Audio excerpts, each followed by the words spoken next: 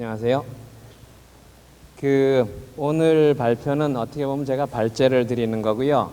그래서 큰 주제는 지금 인공지능이 많은 사람들의 관심과 주목을 받고 있는데 발전 방향이나 이런 거를 제가 주로 소개해 드리겠습니다.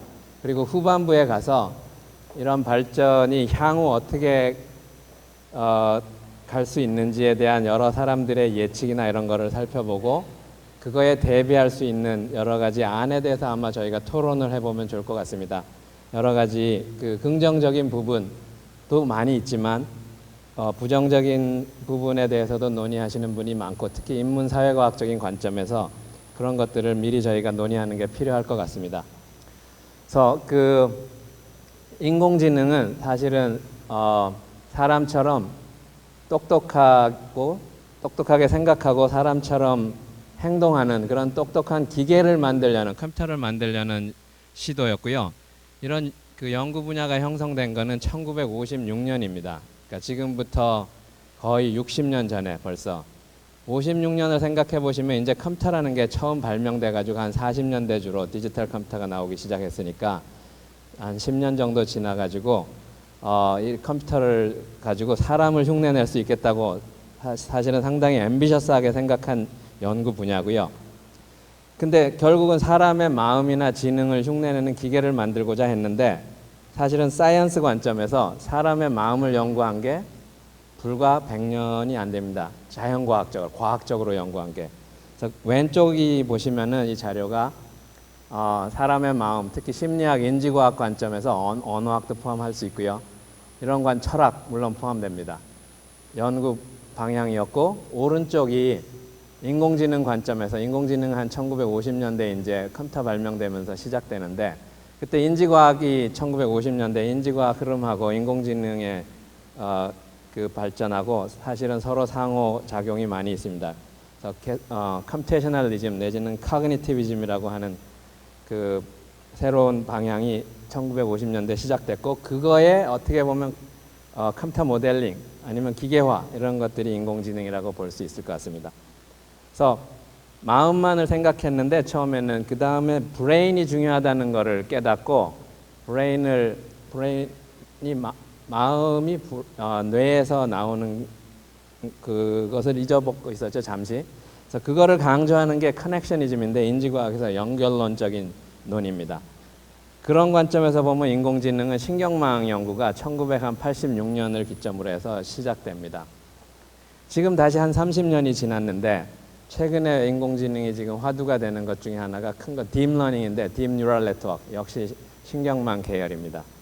그래서 그런 것들이 지금의 큰 흐름이고 사실은 로봇이나 이런 자율 로봇 이런 쪽으로 가고 있고 한 가지는 저희가 철학적으로 한번 살펴볼 게 사람의 마음을 연구하는 거는 사실은 형이상학적인 마음을 주로 생각했었어요 과거에는.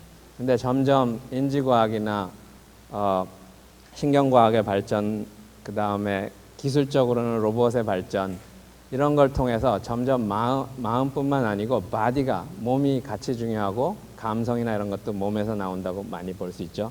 그래서 그런 흐름으로 보면 지금 큰 방향은 과학적인 입장에서는 embodied mind, 마인드가 바디, 체화된 마음을 연구를 많이 하기 시작했고 인공지능이나 인지과학의 공학적인 인지과학의 관점에서 보면 마인드 머신을 개발하는 방향으로 어떻게 보면 크게 가고 있다고 볼 수 있습니다. 그래서 오늘 제가 발표 자료는 사실은 편하게 들으시면 되고요. 거의 비디오로 제가 준비를 했고요.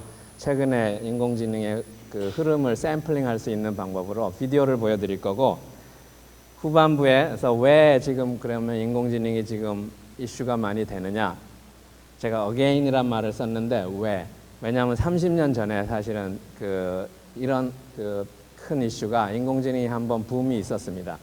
그 다음에 어떻게 보면 야단도 많이 맞았어요. 워낙 하려고 했던 게 앰비셔스한데 사실은 그거를 다 이루지 못했거든요. 사실은 그 사이 한 20년 동안 야단을 맞았는데 왜 다시 이슈가 되는지 그게 저희가 한번 논의해 볼 좋은 주제인 것 같습니다. 그래서 그 간접적인 답으로 제가 힌트를 드리면 한 가지는 인텔리전스 익스플로전입니다. 지금 디지털의 세계, 디지털 형태로 모든 기술이 이제 개발이 되고 있기 때문에 많은 디지털 기술들이 인티그레이션이 쉽습니다.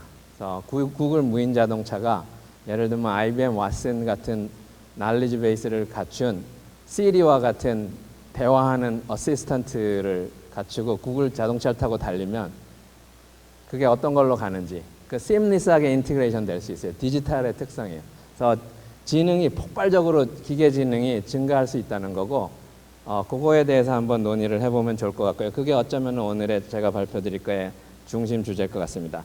그 다음은 논의를 위한 걸로, 그러니까 이거의 긍정적인 측면, 그 다음에 저희가 향후에 있을 수도 있는 위험한 그 측면, 이런 특히 사회과학적이나 경제적인 측면에서 논의를 해보겠습니다. 그래서 그 인공지능은 사실 한 90년 정도까지는 저희가 보통은 메인 패러다임을 심볼릭 AI라고 합니다. 모든 것을 논리하고 기호로 표현해가지고 지능적인 기계를 컴퓨터상에서 흉내내려는 이런 시도였고, 그런 거의 성과의 대표적인 것 중에 하나가 잠깐만 보여드리면은 예를 들면 체스 머신입니다. 이게 1997년의 일인데 인공지능이 그러니까 97년이면 한 40여 년 연구해서 사실 소리가 이게 안 나오네요. 잠깐만. 마이크가 아까 다른 음악으로 전환하시면서 아마 마이크. 그래서 이게 1997년의 일인데 인공지능 컴퓨터가 체스를 둬서 당시 세계 챔피언인 게리 카스파로프라는 사람하고 대결을 하는 장면입니다. Deep Blue played the second game much more strongly, differently. Unlike a computer, he said. Kasparov conceded, and the loss wore on his mind for the rest of the match. In each of the next three games, the world's preeminent chess players, 40년을 man 연구해서 and 사실 machine, 기계가 battled each 처음으로 other to 최초로 a 세계 draw. 챔피언, 체스 챔피언을 Kasparov's early 이깁니다. scorn for Deep Blue's abilities had proven a great mistake. In the final IBM이 game, the 만든 computer led with the white 딥블루라는 pieces. And soon Kasparov's fans had to admit 딥이란 말이에요. that 지금 the once 딥러닝이란 말을 unthinkable 쓰는데 might 사실 actually be 인공지능이 happening. 오래전부터 써오던 말이에요. 딥 How had 띵킹, it come 깊은 to 사고. this? 그다음 딥블루는 IBM 칼라가 부르죠. 그래서 It was the work of a generation of 깊은 사고를 하는 impassioned 기계. computer engineers and programmers that led to Deep Blue. 시간 관계상 Human 여기까지만 chess champion 보겠습니다. Garry Kasparov was being challenged, really, by other humans. They were arguably as brilliant. 그래서 이게 97년의 일입니다. 97년이면은 인공지능이 사실은 야단 맞고 있던 시절이에요. 한 90년 정도부터 그 약간 다른 패러다임의 인공지능이 시작됐는데, 그러니까 전통적인 인공지능이, 지금은 물론 다 같은 인공지능입니다. 그다음 그 이후 정도의 연구 결과로서 예를 들면 지금 이거는 아버지! 아이 그때는 이렇게 꽉 껴안고 그랬다니까. 로봇이 두 대가, 여기서 로봇은 바디를 가진 로봇은 아니고 그러니까 그래픽스로 구현한 로봇 두 대가 서로 yes. 대화를 How are 하는 you? 장면입니다. 채팅하는 로봇이에요. You. I'm okay. That's good. Are you good? Yes, I am good. I just said I was. No, you didn't. I said I was. So you are a robot? No, my name is Cliverbert. Yes, you are a robot and your name is Cliverbert. I am a robot. Yes, I know. Together we are robots. I'm not a robot. I'm a unicorn. But you said earlier that you were a robot. I did not. I thought you did. You were mistaken. Which is odd, since memory shouldn't be a problem for you. I've answered all your questions. No, you haven't. What is God to you? 별로 소셜하지는 Not 않죠. everything. Not everything could also be 더 something. For 발전한다면 example, 좀 더 not 소셜하게 everything could 대답할 be half 텐데 of something, which is still something, and therefore 아직은 not 저런 nothing. 수준입니다. 하지만 Very true. I would like to imagine it is. 대화가 Do you believe 되고 in 있죠. God? Yes, 그래서 일종의 사실은 튜링 테스트 같은 건데 지금 정말로 인공지능 프로그램이 채팅을 잘한다면 사람들이 하는 채팅방에 들어가 가지고 기계가 대화를 하는데 상대방이 기계인지 아닌지 못 알아보면 튜링 테스트 통과하는 거죠. 그래서 아직까지 그 튜링 테스트를 통과한 기계는 없다고 보는 게 맞고요. 얼마 전에 작년쯤에 그거 비슷한 테스트를 통과했다고까지 얘기하는 사례가 있긴 했는데 아주 객관적으로 보면 아직은 아닌 것 같습니다. 그 다음은 그 사실은 상용화한 거죠. 2007년에 상용화인데 애플 아이폰에 Siri라는 그 대화 비서 에이전트죠. 에이전트의 개념이 사실은 인공지능이 오랫동안 연구해온 개념인데 지능형 에이전트. 그래서 일종의 로봇입니다. 소프트웨어 로봇이고요. 하드웨어가 아니고. 그래서 지금은 앱 같은 형태로 그 스마트폰에 들어가서 무슨 택시를 불러줘, 예약을 해줘 이런 거라든지 아니면 급한 질문 같은 거에 응답해주는 이런 지능적인 시스템이죠. 그래서 퍼스널 어시스턴트의 개념입니다. 이런 응용들이 많이 있고요. 그러니까 상용화를 했죠. 2007년에 이제 상용화했습니다. 이런 것들이 지금까지 지금 이슈가 되는 것들의 어떻게 보면 시작이고요. 많이 아실 것 같긴 한데 아까 체스 머신이 97년이었는데 이게 2011년입니다. 또 한 번의 마일스톤이 생기는데 IBM이 다시 오래된 컴퓨터 회사에서 이런 마일스톤을 계속 10년마다 하나씩 만들어 오는데 이거는 기계가 슈퍼컴퓨터입니다. 그 우리 장학 퀴즈 같은 쇼에 TV 퀴즈 쇼에 나가서 제펄디라는 퀴즈 쇼에 나가서 사람 챔피언하고 역시 대결을 합니다. 항상 사람하고 대결을 해요. 그래서 이 사람 두 명은 누구냐면 역대 챔피언인데 한 사람은 가장 오랜 횟수를 우승한 사람이고 한 사람은 가장 큰 상금을 타고 우승한 사람이에요. 그래서 기계가 여기 가운데가 왓슨이라는 기계인데 저 퀴즈 대회에서 두 사람을 꺾고 우승을 합니다. 2011년 2월의 일이에요. 여기 보시면은 확률 계산을 하죠. 답이 3개가 있는데 가장 상위에 게 확률이 높은데 그 2등하고 1등이 확률이 비슷하면 사실은 대답을 해도 틀릴 확률이 높죠. 그러니까 그 개발하는 개발자들 얘기를 들어보면 저 확률을 1등만이 확실히 올라갈 수 있도록 엄청나게 학습을 시켰고요. 위키피디아에 있는 모든 지식을 다 넣어서 기계가 학습을 한 학습 기술이 지금 메인 테크놀로지 중에 하나입니다. 그래서 인터넷이나 웹에 있는 많은 문서 형태의 지식들이 있는데 이거를 다 기계가 학습을 한 거고 그거 외에도 물론 다른 날리지 베이스 같은 것들을 많이 썼습니다. 그래서 IBM은 지금 이런 것들을 가지고 병을 진단한다든지 아니면 다른 여러 응용 분야에 지금 상용화하는 단계로 가 있고요. 그래서 왓슨은 근데 보시면은 텍스트에만 기반해서 사실은 지식을 가지고 있습니다. 음성 인식을 하진 않았어요. 여기서 그 기계는 텍스트로 질문을 받았고 사람은 물론 말로 받았지만 음성 합성은 어려운 일은 아니기 때문에 기계가 말은 합니다. 근데 질문을 이해한 거는 텍스트로만 주어졌어요. 그런 면에서 보면은 perception action은 아직 없어요, 여기. 그러니까 그 텍스트 기반의 언어 지식, 시멘틱한 이런 정보는 많이 가지고 있지만 그 perception은 없습니다. 이건 생략하기로 하고 그런 거 관점에서 그러니까 인공지능을 제가 크게 두 가지 기술로 지금 나누고 있는데 하나는 액션이나 센서리 모터 기능은 거의 없이 우리가 하이 레벨 띵킹만 한다고 생각하는 그런 거고 그게 전통적인 인공지능이 해오던 일이에요. 근데 최근에 와서 이 모바일 폰이나 이런 시대에는 저희가 벌써 로케이션 센서 정보를 받죠. 그러니까 실시간에 이동하면서 주변의 환경을 센싱하면서 인공지능이 뭔가 서비스를 하는 이런 것들이 중요해지고 있고 그 다음에 아까 말씀드린 것처럼 철학적으로도 바디가 없이 마음만 연구하는 거는 반쪽일 수가 있는 거라는 인식이 이제 잘 알려져 있고 그래서 물리적으로 바디를 중요시하는 인공지능의 예를 보겠습니다. 반대의 예입니다. 여기가 상대적으로 발달이 느립니다. 그래서 사실은 그거를 하면 로봇이 되는 건데 그래서 로봇은 아직 어떤 수준이냐면 열린 마음으로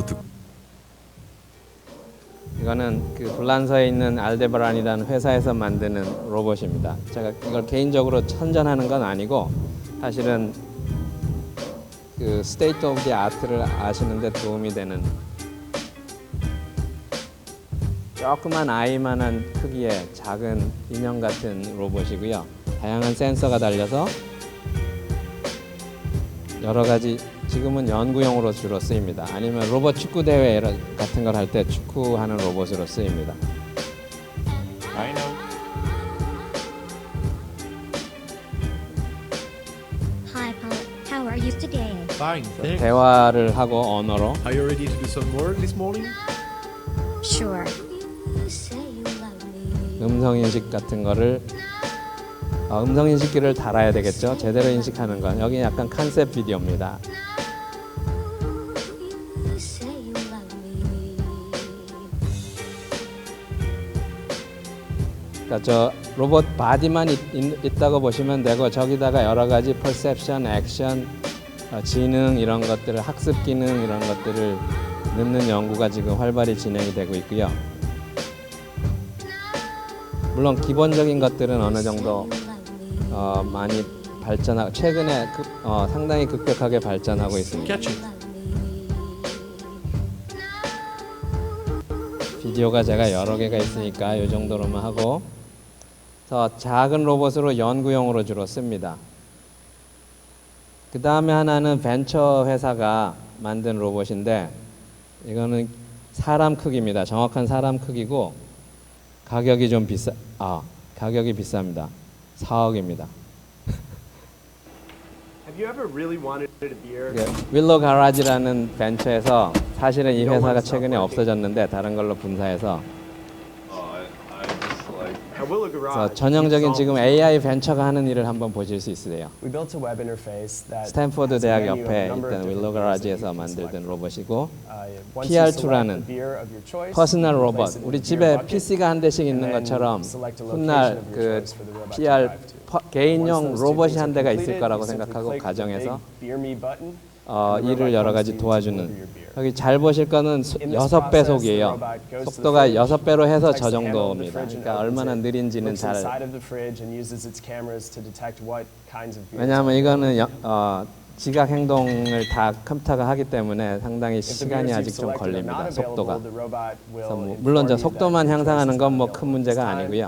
Otherwise, the robot picks the beers that you've selected 저 from the 사람 fridge, 크기 로봇이고 puts 팔을 them 2개 in the 가지고 cup 있고 holders mounted on 손가락도 space 있고 해서 냉장고 and 문을 delivers 열고 them to the location 맥주를 that you've 알아보고 selected. 원하는 Once the robot 맥주를 gets to this 꺼내서 location, 갖다 the 줘서 robot waits for a face to appear in front of 병까지 it. If your 따주는 face appears, the robot looks directly at you 시나리오를, and you know it's okay to take the beer. The robot won't release the 시연하고 beer 있습니다. unless it sees a face in front of it. We also got the robot to 그래서 use a 손가락이나 bottle 이런 거 to open 암을 beers. 보시면 So even if you 사람이나 don't have a 동물에 bottle 비해서는 opener, 아주 the robot can 아직은 crack it open for you. 좀 단순합니다. 자유도나 이런 게 떨어져서 그렇지만 상당히 유용한 일을 하는 걸 알 수 있고요. 이런 것들이 AI 지금 큰 기술 벤처들이 하고 있는 예 중에 하나라고 보시면 되고 또 다른 예를 하나 보여드리면 이거는 독일에 있는 뮌헨 공대에서 하고 있는 일인데 저희가 같이 국제 협력으로 도와드리고 있는 일인데 여기는 키친 로봇을 만듭니다. 부엌에서 뭐 요리하거나 이것도 역시 속도가 좀 15배속입니다. 아침에 소세지를 데워가지고 썰어서 서빙 해주는 시나리오입니다. 그거 하기 위해서 장을 봐야죠. 장도 봅니다. 그 다음에 로봇이 지금 2대요. 한 대는 PR2죠. 아까 보신. 또 다른 거는 암이 아주 최근 기술인데 팔이 자유도가 높아서 요리를 하거나 소세지를 데우거나 뭐 팝콘도 만들어줍니다. 사실.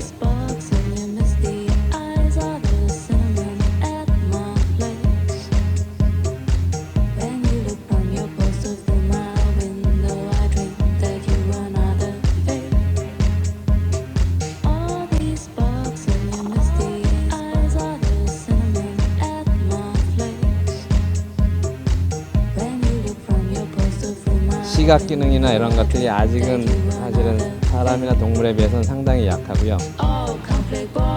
you share their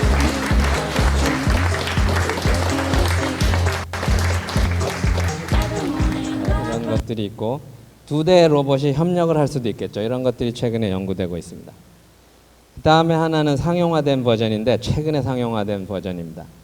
아까 윌로우 가라지가 분사돼가지고 회사를 차렸는데 그 회사에서 지금 만든 제품입니다. 이거는 호텔에 들어가 있어요.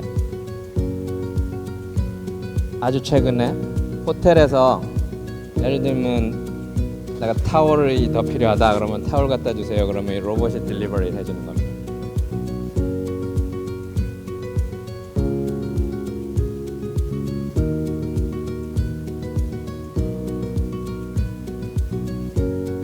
로봇이 엘리베이터를 타고 이동하고 이 로봇은 일부러 사람 모양을 안 만들었고요. 그다음에 소리도 스피치를 일부러 안 넣습니다. 왜냐하면 말을 하는 순간 사람들의 기대치가 너무 올라가서 그래서 그냥 기계처럼 보이게 일부러 그냥 이쁜 기계처럼 보이게 그래서 디자인 관점에서 그 의도적으로 그랬다 그러고 삐삐 그러죠. 그냥 기계라는 거를.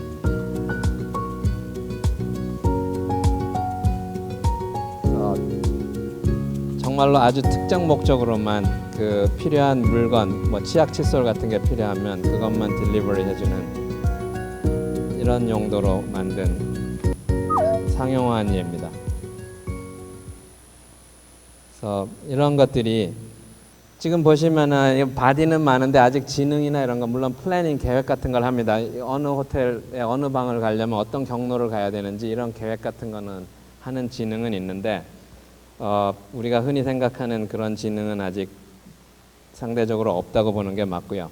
그러니까 지금 보면 큰 거는 하나는 thinking 하는 거를 주로 생각했지만 하이 레벨이고 하나는 바디만을 아주 로 레벨에 움직이는 환경에서 이런 것들이 있는데 당연히 앞으로의 인공지능은 그 둘을 결합할 수 있겠죠.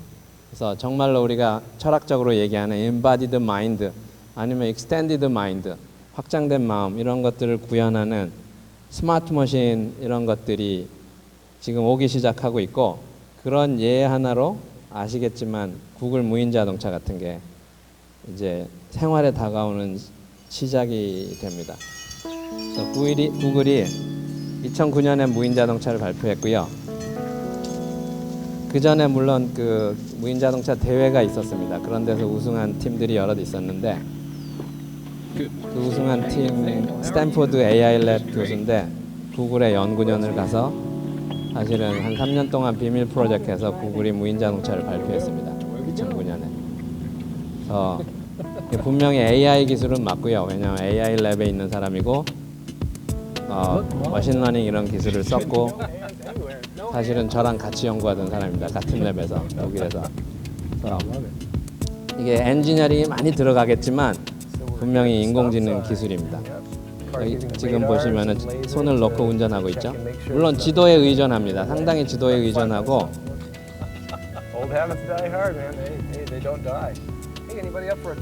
그래서 적어도 연세가 너무 들어가지고 운전을 못하는 나이가 되거나 이런 분들한테 아니면은 운전을 하기에 몸이 불편하거나 이런 분들한테는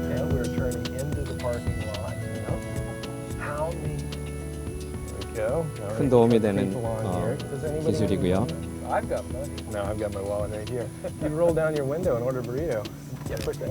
저게 발표될 한 2010년만 해도 사실은 그 세바스찬 스룬이 아까 말씀드린 사람인데 세바스찬도 사실은 당장 상용화나 이런 거를 얘기하지 않았어요. 그 오히려 사람이 운전하는 것보다 기계가 더 안전할 수도 있다. 뭐 이런 정도 얘기만 하고 그랬는데 우리가 생각하는 것보다 인공지능 기술이 지금 더 빠른 속도로 산업화 내지는 우리 생활 속에 침투하게 되는데 지금은 뭐 큰 자동차 회사들이 다 국내 기업 포함해서 사실은 다 이런 쪽으로 연구 벌써 시작했습니다. 그래서 자동차 기업이 아닌데조차도 사실은 자동차 점점 IT화 되니까 이런 연구를 하기 시작했고요. 2014년에 구글이 사실은 한 20여 명 되는 벤처 회사를 인수합니다. 그 중에 하나 여러 개 인수하는데 딥마인드라는 회사인데 인공지능 회사인데 그래서 비디오 게임을 사람처럼 기계가 막 학습해가지고 비디오 게임 실력이 계속 스스로 증가하는 이런 거를 데모하는 기술을 가진 회사인데 연구원이 20여 명인데 무려 4천억 원에 인수를 합니다. 엄청난. 그래서 물론 무지하게 똑똑한 사람들이고요. 그 분야에서 다 상당히 프레시하게 박사학위를 받은 똘똘한 사람들인데, 그래서 이런 일들이 이제 그거를 가지고 구글, 페이스북 내지는 뭐 바이두 이런 데서 최근에 연구소를 만들어서 인공지능 기술을 연구하고 그러고, 아마존도 우리가 흔히 아는 아마존이 책만 추천하는 걸로 아는데 사실은 AI 연구를 최근에 많이 하고 있고요. 그 물류 때문에 사실 로봇 연구도 합니다. 드론 가지고 딜리버리 하는 것도 물론 발표하고 그랬죠. 근데 그런 것뿐만 아니고 이미 상용화됐습니다. 200불 정도 하는 그 스피커인데, 똘똘한 스피커인데, 이거는 비디오는 안 보겠습니다. 시리 같은 거예요. 여기 스피커를 두고는 대화를 할 수 있고 질문도 할 수 있고, 그래서 이런 것들이 이미 200불 정도에 상용화를 했습니다.